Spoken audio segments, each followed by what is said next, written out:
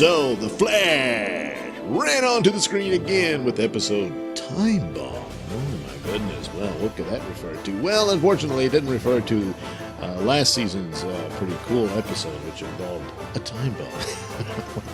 But anyway, this one, I think, is referring to the clock that is ticking on Eobard Thawne.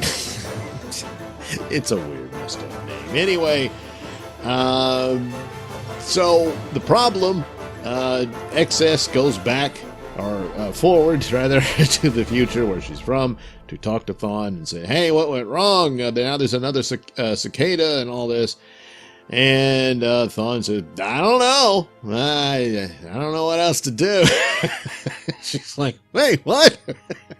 And then he tells her, I think you're just going to have to fess up and tell your dad what's going on and hope for the best. Which seems odd, but you have to assume that he's playing a long game here and probably does know something, but is needed to get to this point where he's obviously been manipulating her all along.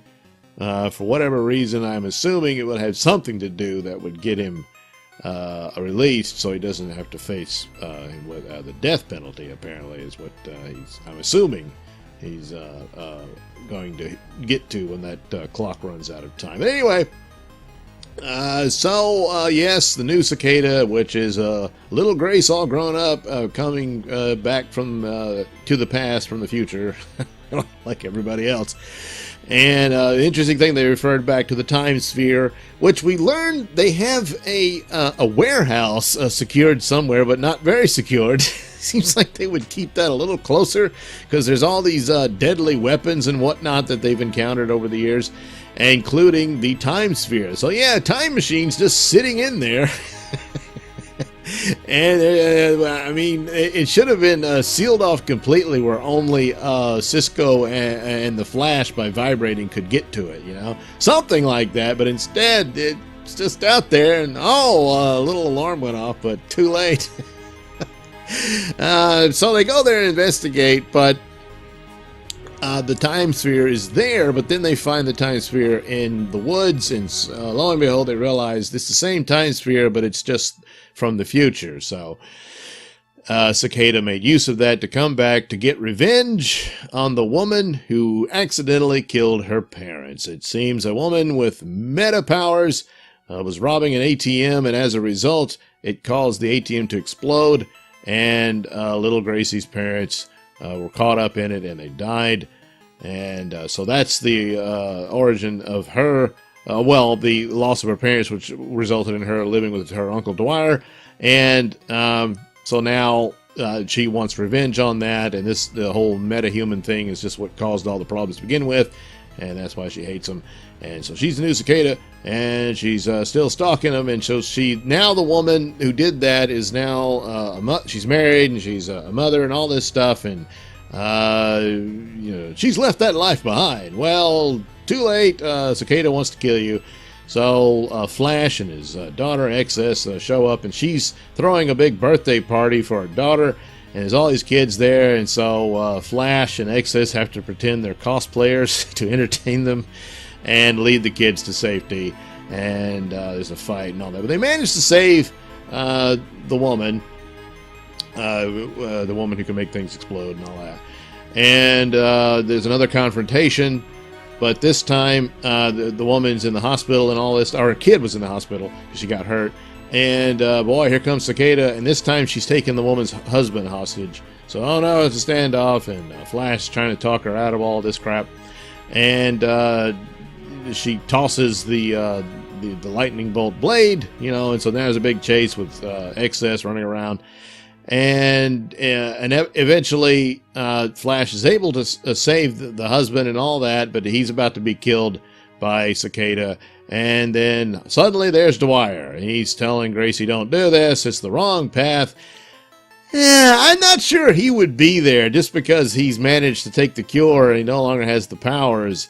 And he's changed his mind, but then you have to weave it in. He saw it as himself doing these killings, but he never wanted to see Gracie do it, and now here she is doing it. So he tries to talk her out of it, but it doesn't work. The lightning bolt blade hits him in the back and kills him. Yes, Gracie's had enough of Uncle Dwyer. She doesn't believe in him anymore, and she flies off. So he dies in Flash's arms, and he begs Flash to please save Gracie, So that's where that ends. It's all very sad. There was other humorous little elements with Cisco, and Ralph Dibny returned. Nobody noticed he was gone. I don't know. I guess the actor was off shooting something else, perhaps. I don't know. But they never even mentioned it. At least Joe, they said, well, he was visiting Wally in Tibet and all that. But, yeah, Dibny returned.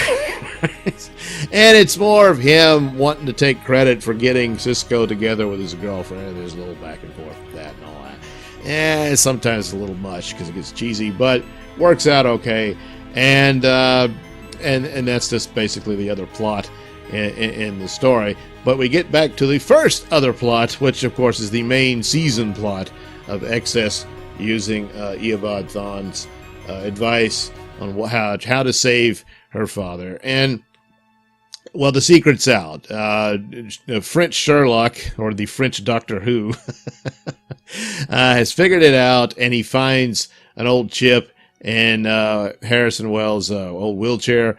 And he's pretty much cinched that he was suspicious of this all along, and he realizes that this has all been a plot by Thawne through Excess to go where, no one knows quite sure yet, but still, it's all revealed, and she's sort of stuck and didn't get a chance to tell Barry herself, and so Barry's furious, so he sends her away to her room with no supper. She ends up being locked up in one of the Starlab cells, so her powers won't work and all that. And that's where it ends. So the truth has come forth, and everyone's all upset and devastated. But it's an interesting parallel they've been running between Flash and Cicada, where, for all intents and purposes, Cicada's daughter, which is actually his niece, but nevertheless he's raising her, and his struggle is all for her. And now she's disappointed him in that she killed him. And then for Barry, and he's disappointed in his daughter because she kept this terrible secret that she's been working with his mortal enemy, the man who killed his mother. So, oh boy, what a devastating turn of events for this Days of Our Lives plot for The Flash. But that's what it is. The Flash is a bit of a superhero soap opera, but it works, and it is the most popular show of the CW, with good reason, because it's the best of the batch. And so there you go. So, a little too much cheese here and there, so that's going to knock it down to 4 stars. But other than that, pretty good episode. But it's more of this where they get to the point of what they're telling here without the filler episodes, and I wish they would actually cut down the number of episodes. I think that would make it more efficient, make it tighter, and better. So, but I don't know if they're going to consider that or not. I think they'll keep going as they've been. So, there you go. The Flash! Time Bomb. Yeah. Well, thanks for listening and watching. Why not like and subscribe? And for those of you who have subscribed, thank you. Thank you very much. And while you're here, hey, why not check out that link description below? Well, that'll take you to my many stores that have plenty of goodies for you. That's right, you.